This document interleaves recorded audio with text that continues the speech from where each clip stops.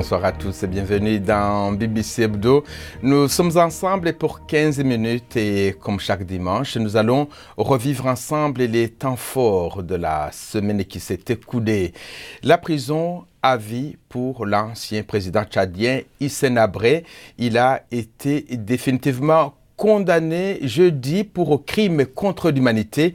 Un verdict est rendu à l'issue de son procès en appel devant un tribunal spécial siégeant à Dakar. Le collectif des victimes évoque un tournant pour l'Afrique et un message fort aux dictateurs. Le point avec Léon Ouedraogo. À la sortie de l'audience, la joie et les sourires pouvaient se lire sur les visages des représentants des victimes. La peine de prison à vie de l'ex-président tchadien Hissène Habré a bien été confirmée ce jeudi par les chambres extraordinaires africaines, malgré la demande en appel des avocats d'Hissène Habré. C'est en l'absence de l'accusé que la Cour a confirmé sa décision en ce qui concerne les accusations de crimes de guerre, de crimes contre l'humanité et de torture. Par contre, Hissène Habré a été acquitté en ce qui concerne les accusations de viol, une décision que l'un des avocats d'Hissène Habré, maître François Serre, considère comme une petite victoire. Si l'on considère la décision de façon générale, nous avons un motif de satisfaction sur un point, c'est sur l'acquittement, sur le viol. Parce que nous nous sommes toujours battus pour faire comprendre à tout le monde que le président Habré ne pouvait pas être coupable de viol. En tout cas, la preuve n'en était pas rapportée. Alors aujourd'hui, nous sommes satisfaits sur cette question, même si malheureusement, comme l'a déclaré la Cour, ça n'a aucune incidence sur la peine prononcée. Mais pour le reste, c'est une déception totale. La Cour a rejeté systématiquement tous nos moyens d'appel sans donner une réponse jugée valable.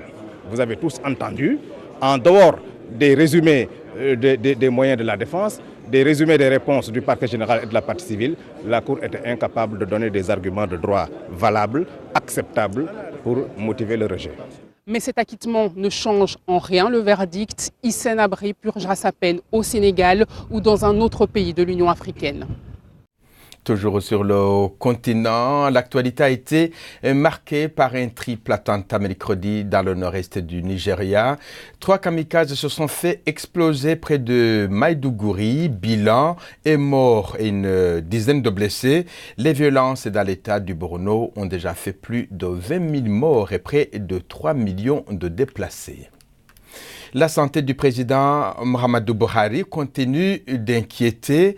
Cette semaine, il n'a pas pu assister à la réunion hebdomadaire du Conseil des ministres pour la 2e fois consécutive. Le ministre de l'Information a précisé que le chef de l'État, âgé de 74 ans, avait besoin de repos et qu'il est resté à la maison pour travailler.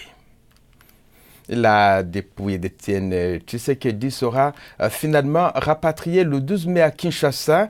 L'annonce a été faite par Jean-Marc Kabonde, le secrétaire général de l'UDPS. Le cercueil du Sphinx de Limete sera exposé au Palais du Peuple à Kinshasa avant d'être inhumé au siège de l'UDPS à Limete.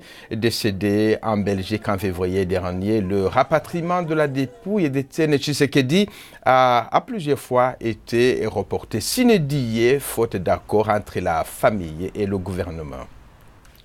Alors qu'il célèbre les 100 premiers jours de son mandat, le président américain Donald Trump peine à tenir ses promesses de campagne. Il a annoncé cette semaine une baisse massive de l'impôt sur les entreprises.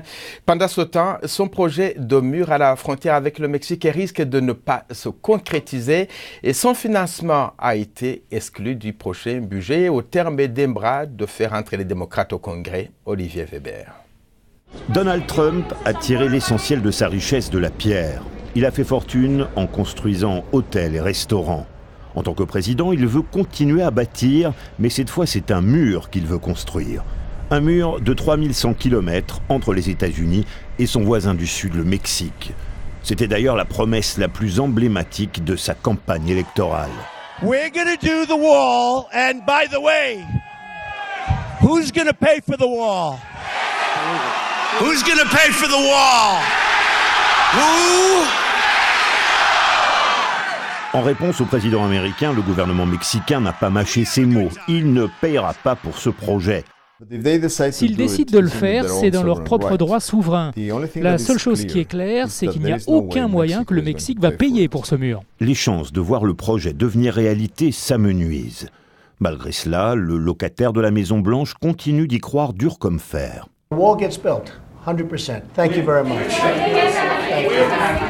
Le gouvernement manque d'argent et le pays se dirige à nouveau vers un shutdown, une paralysie des administrations comme il l'avait connu il y a 4 ans.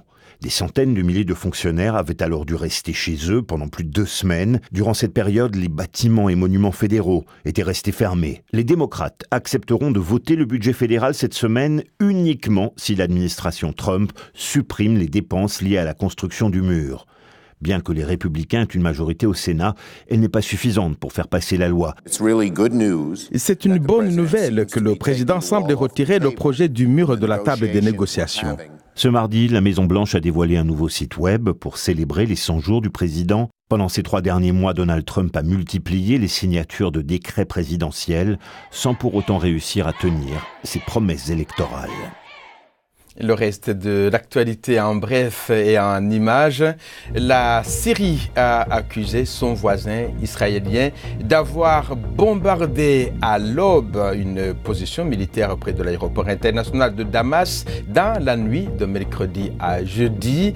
L'attaque aurait visé un dépôt de munitions utilisé par le Hezbollah libanais, allié du gouvernement syrien. Israël n'a pas revendiqué ce bombardement.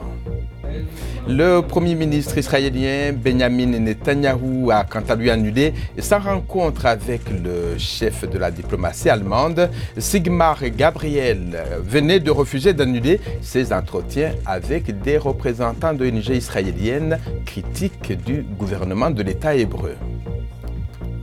Barack Obama a prononcé cette semaine à l'université de Chicago son tout premier discours depuis son départ de la Maison-Blanche le 20 janvier. Après 3 mois de vacances, l'ancien président américain lance une nouvelle phase de sa carrière. Il souhaite désormais encourager les jeunes Américains à s'engager en politique. Le procès du dernier gouvernement Compaoré s'est brièvement ouvert jeudi et a été renvoyé au 4 mai. Les ministres sont poursuivis pour complicité d'homicide volontaire et blessures volontaires. Ils avaient participé au Conseil des ministres qui avait décidé d'autoriser l'armée à réprimer les manifestants. Au moins 30 personnes avaient été tuées, réfugiées en Côte d'Ivoire. L'ancien président Compaoré sera jugé par contumace. C'est le Congrès pour la démocratie et le progrès. Le parti de Compaoré a dénoncé ce qu'il qualifie d'instrumentalisation des institutions. Donner une deuxième chance aux victimes de violences sexuelles, tel est l'objectif de la Maison Rose, près de Dakar au Sénégal. C'est un lieu de refuge, mais aussi de thérapie pour réconcilier le corps et l'esprit, un sanctuaire synonyme d'espoir et de renouveau pour ces exclus de la société. Reportage de Léon Ouedraogo et de Maxime Loïgara. Cet ancien tribunal a été transformé en refuge pour les femmes victimes de violences. Viol, inceste ou jetées à la rue par leur famille en raison d'une grossesse hors mariage. Ici, on aide les femmes à se libérer de leur passé. En près de 10 ans, Mona Chasserio et son équipe ont aidé des centaines de femmes. Ce n'est pas une maison simplement qui accueille des femmes qui ont eu des problèmes, mais c'est surtout un lieu de renaissance. Et ça, pour moi, c'est très, très important. C'est ce qui la différencie, parce que c'est un lieu où on vient poser son histoire. Poser son histoire et aller de l'avant, c'est ce que Bintou, un nom d'emprunt, tente d'apprendre. Elle est arrivée ici après avoir été violée plusieurs fois par son beau-père. Chaque soir, il venait dans notre chambre. Il venait, couchait avec moi, puis partait. Il ouvrait le robinet qui se trouvait dans notre chambre pour que ma mère n'entende pas. Quand j'essayais de crier, il attrapait ma bouche. Il me disait « Si tu le dis à ta mère, on va divorcer et je lui dirai que tu as menti. »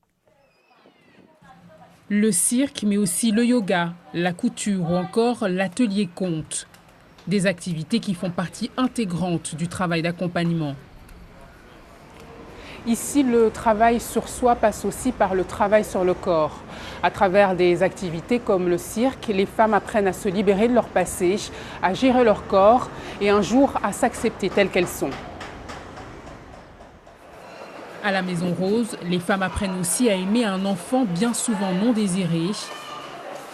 Cette jeune femme, qui ne souhaite pas être identifiée, est tombée enceinte après un viol. Avant, je n'acceptais pas ma grossesse et je ne pensais pas que j'allais bien m'occuper de l'enfant. Je comptais le donner à l'adoption. Mais j'ai pu créer un lien avec l'enfant bien avant sa naissance. Aujourd'hui, mon bébé est la prunelle de mes yeux. Je l'aime autant que les enfants que j'ai eus avec mon mari. Après la reconstruction, vient le temps de la médiation. Quand elles sont prêtes, les femmes sont réintégrées au sein de leur famille. Si la personne est prête, on convoque la famille ou bien on va vers la famille et c'est là qu'on entame cette médiation-là, qu'on discute, qu'on parle de ce qui s'est passé, que la fille donne son avis, qu'on l'écoute. Parce que la plupart du temps, dans les familles, les gens, on ne les écoute pas pour qu'elles donnent leur version. Et c'est très important de prendre en compte ce que la personne ressent. L'espoir est que cette maison serve d'exemple et se propage comme une semence dans tout le reste du Sénégal et de l'Afrique, comme la joie et les rires de ses enfants. Une année après le décès du père de la rumba congolaise, Papa Wemba, le FEMOA se souvient. Le Festival des musiques urbaines d'Anmabo en Côte d'Ivoire lui a rendu un hommage mérité. Eh bien, un slogan était même inscrit sur toutes les lèvres hier, aujourd'hui et demain. Viva Papa Wemba. Reportage de Valérie Boni et de Salma Bouchafra. Sur les rythmes de la rumba congolaise, des sapeurs ivoiriens esquissent quelques pas de danse. Costumes bigarrés, chaussures bicolores et chapeaux multiformes, les membres de la SAP n'ont rien laissé au hasard.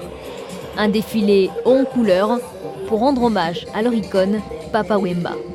Il y a un an, l'artiste congolais est mort sur scène lors du Festival des musiques urbaines à Abidjan. À quelques mètres d'ici, une place a été inaugurée en son nom. De nombreuses personnalités africaines du monde de la culture se sont alors succédées à la tribune pour témoigner leur respect et leur admiration aux chanteurs disparus. Papa Wemba aura laissé derrière lui une carrière artistique bien remplie. Son grand mérite, c'est d'avoir largement contribué à faire connaître la rumba congolaise à l'international. Comme on a coutume de le dire, un artiste ne meurt jamais. Papa Wemba s'en est allé, mais son héritage demeure. Il nous appartient, artistes d'Afrique et d'ailleurs, d'assumer cet héritage culturel colossal. Pour cette cérémonie, des membres de la famille de Papa Wemba ont fait le déplacement. Sa fille Godlive Nanachulu n'a pas caché son émotion. Je tenais vraiment à être là, c'est-à-dire arriver sur place, là où mon père est tombé. Et aujourd'hui, je réalise que c'est vrai. Et voilà, donc je suis là et je crois que la journée d'aujourd'hui va me permettre aussi de tourner la page. Jusque-là, je n'ai pas pu, mais vraiment, je crois que je dois tourner la page. L'année dernière, le FEMOA s'est prématurément terminé sur l'épisode tragique de la mort de Papa Wemba. Cette année, les organisateurs veulent marquer le coup en programmant des têtes d'affiche. Le Malien Salif Keita, le chanteur de reggae ivoirien Tiken Jah Fakoly, la Sénégalaise Maremma ou encore Black M et Singila. Une programmation riche qui mêle les plus grandes stars du répertoire africain.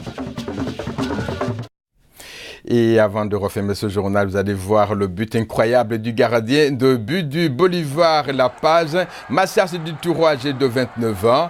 Il a inscrit ce but sensationnel depuis sa propre surface et à la dernière seconde du match. Et c'est la fin de ce journal et merci de l'avoir suivi. Au revoir et à très bientôt.